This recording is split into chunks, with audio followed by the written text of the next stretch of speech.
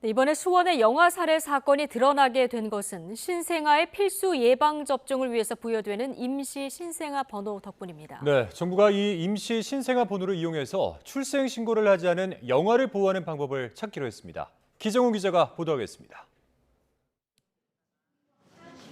현행법상 신생아의 출생 신고 의무는 부모에게 있습니다.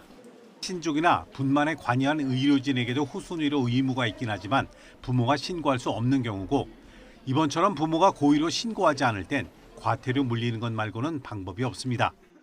때문에 신생아의 출생을 의료기관이 지자체에 알리도록 하자는 게 의료기관 출생 통보제입니다. 정부는 지난 4월 발표한 윤석열 정부의 아동정책 추진 방안에서 이 제도의 도입 계획을 밝혔습니다. 이를 위해선 가족관계 등록법을 바꿔야 하는데, 국회엔 출생 통보제를 담은 개정안이 정부 발의안 포함 10건이나 올라와 있지만 모두 계류 중입니다. 행정 부담과 책임 소재 등을 들어 의료계가 반대하면서 지체되고 있는 겁니다. 때문에 정부는 출생 통보제 법제화 전이라도 출생 신고가 누락된 이른바 유령아기를 막는 방안을 서두르기로 했습니다. 대안은 출생 신고 여부와 상관없이 부여되는 임시 신생아 번호입니다. 출생 후 바로 맞는 국가 필수 예방 접종과 비용 정산 등을 위해 신생아에게 자동 부여되는 번호로, 이번 사건도 백신은 맞았는데 출생 신고가 안 된 사례를 추적하다 드러났습니다.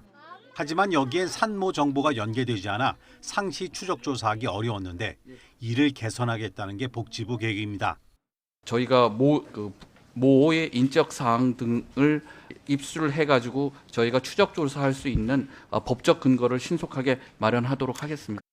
사회보장급여에 관한 법률 시행령 개정을 통해 이를 추진하되, 궁극적으로는 출생통보제 법제화를 서두른다는 방침입니다. 이와 함께 출산 사실이 자동으로 알려진 걸 꺼리는 임산부를 위해 익명 출산을 돕는 방안도 동시에 추진하기로 했습니다. 보호출산자 같은 경우는 우익이 임산부가 익명으로 출산할 수 있도록 지원하는 제도가 되겠습니다. 이 법을 통해서 병원과 출생아에 대해서 관리 대책을 저희가 강구해 나가도록 하겠습니다. 유엔 아동권리협약은 아동은 출생 후 즉시 등록되어야 한다며 출생 신고를 아동의 기본권으로 못 받고 있습니다. 이 권리를 위해 법과 제도를 정비하는 것은 이름 없이 숨진 어린 생명들을 추모하기 위해 어른들에게 남겨진 숙제입니다. YTN 기정훈입니다.